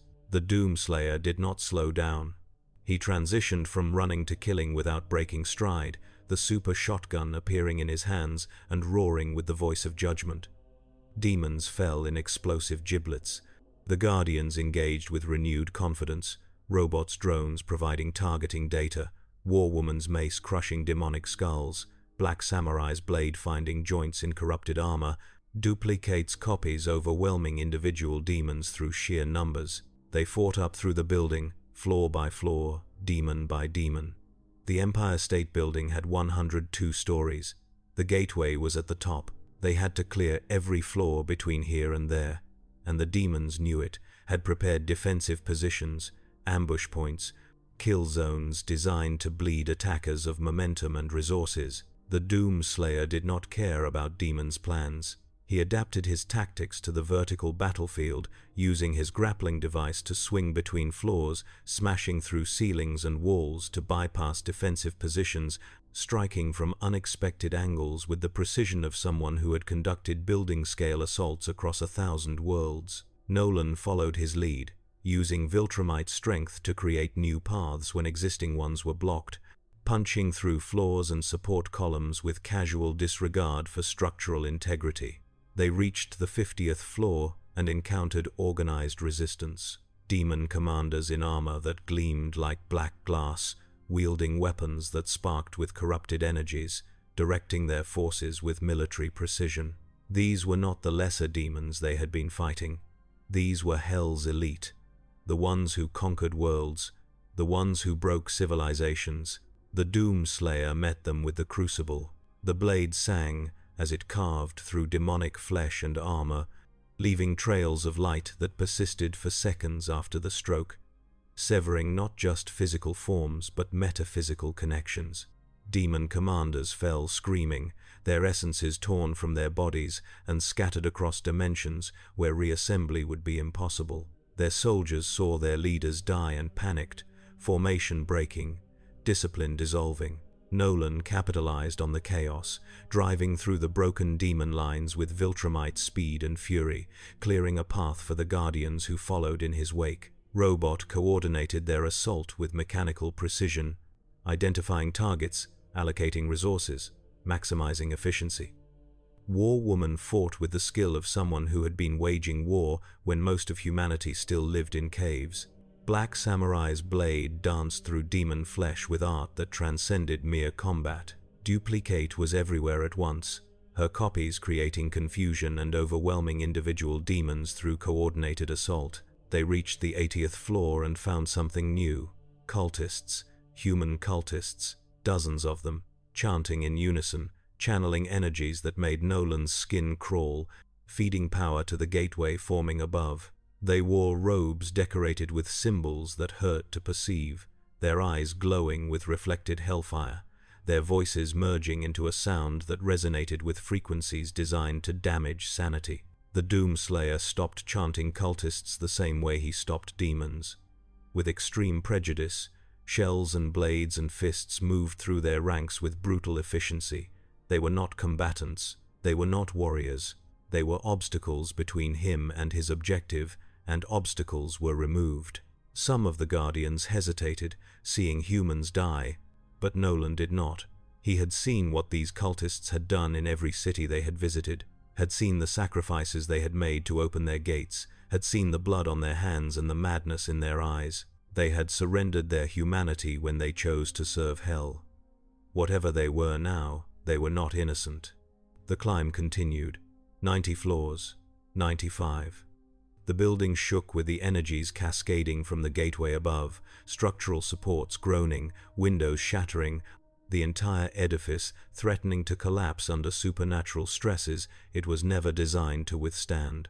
They burst onto the observation deck at floor 102 and found hell waiting for them. The gateway dominated the entire space, a vertical wound 50 feet high and 30 feet wide, fully stabilized, pulsing with power that made the air itself burn. Through it poured demons in numbers that made the previous invasions look like reconnaissance forces. Hundreds of them. Thousands potentially. An army that could drown New York in blood and suffering and corrupted flesh. And standing in front of the gateway, commanding the invasion, directing demonic forces with gestures and commands in languages that predated human language, stood something that made Nolan's breath catch. An icon of sin. A demon god. A being that existed on scales that made Titan demons seem like insects. It stood 20 feet tall at the shoulder, crowned with horns that glowed like molten metal, wrapped in armor that was part steel and part living bone and part congealed malice. Its eyes burned with intelligence that was ancient and cruel and absolutely certain of its supremacy. It saw the Doomslayer and laughed. The sound was apocalyptic, a noise that shook the building and sent cracks spiderwebbing through concrete and steel. It spoke, and its voice carried harmonics that reached into minds and twisted thoughts, planted seeds of despair and madness and the absolute certainty of defeat. You, it said, and the word was recognition and accusation and promise of suffering all combined. Always you.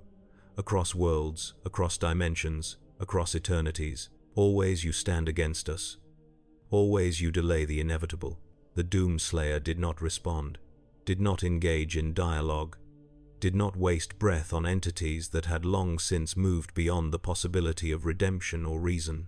He simply raised the super shotgun and fired both barrels at the icon's face. The shells struck the icon's helmet and ricocheted off, argent energy splashing across armor designed to withstand forces that could crack planets. The icon smiled, revealing teeth like obsidian monoliths, and raised one massive fist. Today, it said, you fall.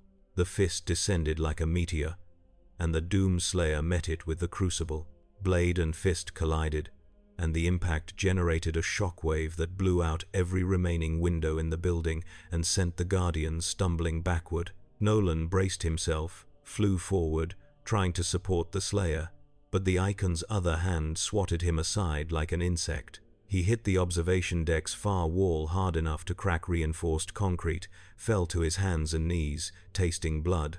The Icon pressed its advantage, driving the Doomslayer back with a combination of size and strength and tactical skill honed across eons of warfare. The Slayer gave ground, but not easily, the Crucible carving wounds in the Icon's armor with every exchange. Argent energy bleeding into demonic essence, trying to find purchase, trying to convert corruption into light and screaming. But the Icon was strong, stronger than the Titan in London, stronger than anything they had faced in the previous gateways. It was a god in its dimension, a being that commanded legions and toppled civilizations, and it was not going to fall to conventional assault. Nolan forced himself to his feet, reassessing tactics with the clarity that came from 300 years of combat experience. Direct assault was not working. They needed to close the gateway, cut off the Icon's connection to hell, reduce its power, make it vulnerable. He looked at the gateway, saw the ritual inscriptions that surrounded it, saw the geometric patterns that maintained dimensional stability, saw the weak points, the places where sufficient disruption would cause cascade failure. He flew toward the gateway, building speed, ignoring the demons that tried to intercept him, punching through them or around them, focused entirely on reaching those inscriptions. He hit the first cluster of symbols with both fists, driving his knuckles into concrete and steel, shattering the carefully carved patterns. The gateway flickered. Stability decreased by 3%. Robot saw what he was doing and immediately redirected his drones to assist, their weapons targeting other inscription clusters, precision fire eroding the ritual geometry that held the gateway open. Warwoman joined them, her mace pulverizing symbols with each impact. Black Samurai's blade carved through inscriptions with surgical precision. Duplicate's copies spread across the observation deck, finding every cluster, destroying them simultaneously. The gateway flickered more violently. Stability decreased to 80%, 70, 60. The Icon roared in rage, abandoning its fight with the Doomslayer to turn toward the Guardians, to stop them from destroying its invasion route. But the Slayer did not let it disengage. He drove the Crucible deep into the Icon's calf, twisting, severing tendons, and corrupting bone structure from within, and when the Icon turned back to deal with him, it was slower, limping, some of its overwhelming power bleeding away through the wound. Nolan destroyed another inscription cluster. Stability dropped to 50%. The gateway began to collapse, edges fraying, the connection between dimensions weakening.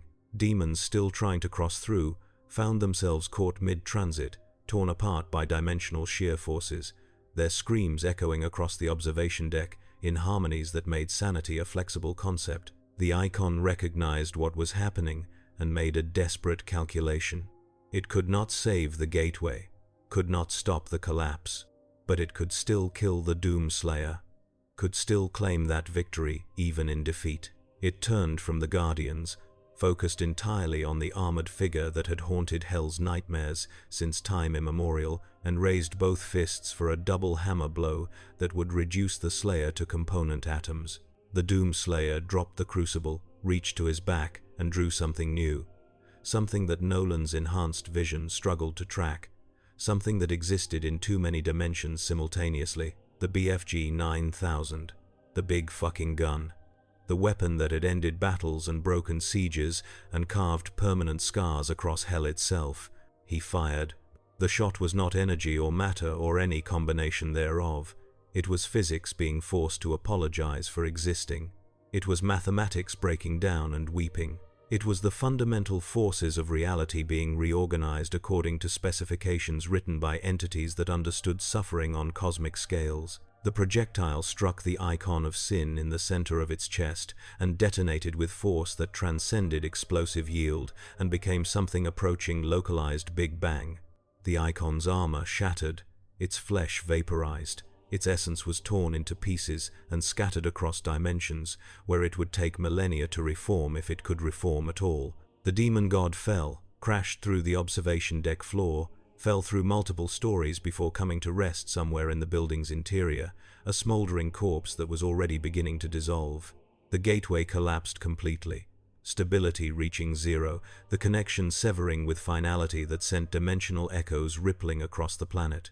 Demons still on Earth found themselves cut off from Hell's reinforcements, from Hell's power, from Hell's eternal sustenance. They became mortal, killable, and they died. The Guardians finished the last of them with efficiency born of training and desperation, Warwoman's mace crushing skulls, Black Samurai's blade finding hearts, duplicates copies overwhelming stragglers, robots' drones providing precision fire. Within 5 minutes, the observation deck was clear of living demons. Silence fell, broken only by the building's groans as damaged structure tried to maintain integrity, by the sound of distant sirens, by the ragged breathing of exhausted warriors who had just fought hell itself and somehow survived. The Doomslayer holstered the BFG, retrieved his crucible, and stood for a moment looking out over New York City. The sun had fully set now, the city lighting up like a constellation of human achievement and resilience. Millions of lives continued, unaware of how close they had come to annihilation, unaware that they had been saved by an alliance of heroes and one thing that transcended heroism entirely. Nolan landed beside him, costume torn and burned, face bruised and bleeding, but alive. So very alive. "Is it over?" Nolan asked. The Doomslayer's visor showed data streams that suggested the dimensional barriers around Earth were stabilizing, that no new gateways were forming, that Hell's assault on this universe had been repelled for now. For now being the critical phrase. Hell was eternal. Hell was patient. Hell would try again, but not tonight. The Slayer nodded once, then reached out and took back the device he had given Nolan at the beginning of this war. The tactical display vanished from Nolan's vision, leaving him feeling strangely bereft, like losing a sense he had just begun to rely on. The Slayer turned to leave, walking toward the edge of the observation deck, preparing to jump or fall, or simply dismiss himself from this reality now that his purpose was fulfilled. "Wait," Nolan said, and was surprised to hear his own voice carrying something approaching pleading. "What happens now? Do you just leave? Go back to wherever you came from?" The Doomslayer stopped, turned back to face him, and for a moment Nolan thought he might actually get an answer. Then the armored figure raised one hand, pointed up, and Nolan's enhanced vision followed the gesture to see something forming in the sky above New York. A portal. Not demonic this time, something else, something that carried the same energies that powered the Slayer's weapons. Argent technology, seraphic intervention, divine machinery operating on scales that made human science seem quaint. The portal opened fully, a circular gateway 50 feet across, and through it Nolan glimpsed somewhere else. Somewhere that was not Hell but also was not any realm he recognized. Somewhere that existed between states. A liminal space where warriors like the Doomslayer went between missions, between wars, between eternities. The Slayer looked at Nolan one last time, and though his visor showed nothing, Nolan felt something pass between them. Not understanding, not friendship, but acknowledgement, recognition of shared experience, of having stood together against impossible odds and survived, of having protected something worth protecting. Then the Doomslayer jumped, rose through the air without flying, gravity releasing him as if by mutual agreement, ascending toward the portal above. He passed through it and was gone, the gateway collapsing behind him, leaving no trace that it had ever existed except for the memory of those who had witnessed it. Nolan stood on the damaged observation deck, surrounded by the Guardians, surrounded by the evidence of battle, and felt something fundamental shift in his worldview. He had come to Earth to prepare it for Viltrumite conquest, had spent 20 years playing the role of hero while planning inevitable betrayal, had believed with absolute certainty in the supremacy of his species and the righteousness of their empire. But he had just witnessed something that made Viltrumite conquest seem not just wrong but trivial, had seen a single being fight forces that would have destroyed Viltrum itself, had learned that the universe was so much larger and stranger and more dangerous than anything he had been taught. And he had learned something else too, something about the value of protecting the weak, something about standing against darkness not because it advanced an empire's goals, but because it was right, something about the cost of war and the price of peace and the difference between conquest and guardianship. Mark found him an hour later, as cleanup crews worked on stabilizing the building and military forces cordoned off the area and news helicopters circled like mechanical vultures trying to capture footage that would define a generation. His son flew up to the observation deck, landed with less force than he would have used a year ago, demonstrating the control that came from practice and training and the slow maturation of a Viltrumite's powers. "Dad," Mark said, relief and concern warring in his voice. "You okay? I saw the footage, saw you fighting with that armored guy. What the hell happened?" Nolan looked at his son, saw the hero Mark was becoming, saw the idealism and courage and commitment to protecting people who could not protect themselves, saw everything Nolan had tried to cultivate but had expected to corrupt when the time came for Earth's conquest, saw the future of Viltrumite human relations embodied in one 17-year-old boy who was still figuring out what his powers meant and what his responsibilities entailed. "Mark," Nolan said slowly, "we need to talk. About Earth. About Viltrum. About what I've been doing here and what I thought I was going to do. About all of it." Mark's expression shifted to concern. "Dad, you're scaring me. What's going on?" Nolan took a breath, unnecessary for Viltrumite physiology, but helpful for organizing thoughts, and began to speak. He told Mark about the Empire, about the plan to conquer Earth, about his role as advanced scout and sleeper agent, about the lies and manipulation and calculated cultivation of human relationships for strategic purposes. About everything. Mark listened with growing horror, with betrayal, with rage that made his eyes glow slightly as emotions triggered involuntary release of his emerging powers, but he listened, did not interrupt, did not fly away, just listened as his father dismantled the fiction of their relationship and replaced it with truth that cut deeper than any blade. When Nolan finished, silence hung between them for long seconds. Then Mark spoke, and his voice was quiet but carried weight that surprised them both. "So what changed? Why are you telling me this now? Did that armored guy threaten you or something?" Nolan shook his head. "No. He didn't threaten me, didn't promise anything, didn't make demands. He just showed me what real war looks like, what real threat looks like. And it made me realize that everything I thought I knew about strength and supremacy and the natural order was based on such a narrow view of the universe that it was almost funny. I don't understand. Mark, I've spent 300 years believing Viltrumites were the peak of evolution, that our strength gave us the right to rule, that conquest was natural and necessary and good, and then I met something that could kill me as easily as I could kill a baseline human, and I realized that strength is not what makes someone worthy of power, that the ability to destroy does not grant the right to rule. So what does?" Nolan looked out over New York City, at the millions of lights, at the evidence of human resilience and creativity, and the stubborn refusal to surrender to darkness.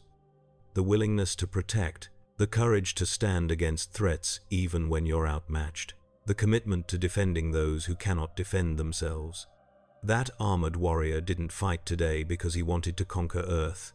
He fought because hell needed to be stopped, because innocent people needed protection, because it was right.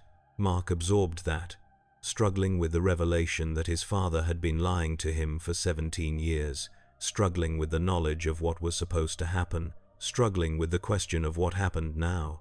"Are you still going to help Viltrum conquer Earth?" Mark asked, and there was steel in his voice that suggested the answer mattered very much. Nolan met his son's eyes.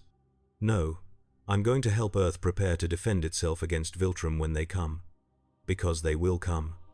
And when they do, this planet will need every advantage it can get. You'd fight your own people.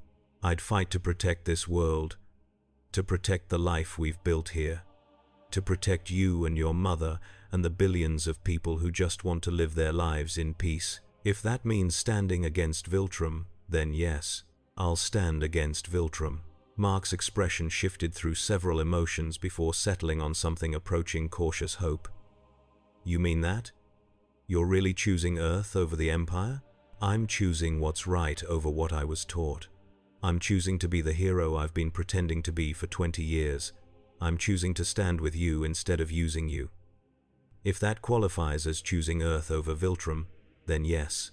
Mark stood silent for another moment, then moved forward and wrapped his arms around his father in a hug that was fierce and desperate, and spoke of forgiveness that was unearned but freely given anyway. Nolan returned the embrace, feeling something crack in his chest, some 300-year-old certainty finally breaking under the weight of accumulated contradictions. They stood like that for several minutes, while the city recovered around them, while the Guardians coordinated cleanup efforts, while humanity demonstrated once again its remarkable capacity for resilience in the face of cosmic horror. Eventually, they separated, and Mark asked the question that had probably been bothering him throughout the entire conversation. So who was he, the armored guy who helped you fight the demons? Where did he come from? Nolan considered how to answer that, how to compress his experiences of the past day into something his son could understand. Finally, he settled on the simplest truth. I don't know. I don't know where he came from, or why he came here, or where he went when he left. But I know what he is. He's what happens when rage and loss and determination to protect the innocent get refined across eternities of war. He's what nightmares have nightmares about. He's the answer to Hell's invasion and the reason demons fear the dark. Does he have a name? Nolan thought about the holographic display the Slayer had shown him, about the glimpses of battles fought across dimensions and time, about the way demons reacted when they recognized him. I heard some of the demons call him something in their language. Translated roughly, it means the Doomslayer. And after fighting beside him, I can't think of a more appropriate name. Mark looked out over the city, processing everything he had learned, trying to reconcile his father's confession with the man he had thought he knew, trying to understand what came next. Finally, he spoke again. So what do we do now? Nolan smiled slightly, the expression genuine for perhaps the first time in decades. Now we prepare, we train, we get stronger, we build alliances, we make sure that when Viltrum comes to conquer Earth, they find something very different than what they expect. We make sure Earth survives, and if it doesn't, if we're not strong enough, then we hope the Doomslayer is paying attention when the invasion starts. Because if Hell couldn't stand against him, I'm not sure Viltrum can either. They flew down from the damaged Empire State Building together, father and son, Viltrumite and half-human, heading toward home and family and the complicated work of building trust from the ashes of lies. Behind them, the observation deck stood empty, except for the scorch marks and bloodstains and the lingering smell of sulfur that would take weeks to fully dissipate. Far away, in dimensions that existed between reality and nightmare, the Doomslayer stood in his sanctum and checked his weapons with the methodical care of someone performing a ritual that had been repeated 10,000 times. The super shotgun was cleaned and loaded. The crucible was deactivated and secured. The BFG was recharged and ready. His armor's systems ran diagnostic checks and reported full functionality. Earth was secure for now. The gateways were closed. Hell's invasion had been repelled. But Hell was eternal. Hell was patient. Hell would find another world, another dimension, another reality to corrupt and consume. It was inevitable. It was always inevitable. But so was he. The Doomslayer settled into his rest position, armor humming quietly with residual argent energy, visor dimmed but still displaying tactical overlays that monitored dimensional barriers across infinite realities. He did not sleep, did not dream, did not relax his vigilance even for a moment, because somewhere, in the infinite dark between stars and sanity, Hell was planning its next move. And when it made that move, when it opened its next gateway, when it sent its armies to devour another world, he would be there, always there, eternal and inexorable, the Doomslayer, and Hell would scream.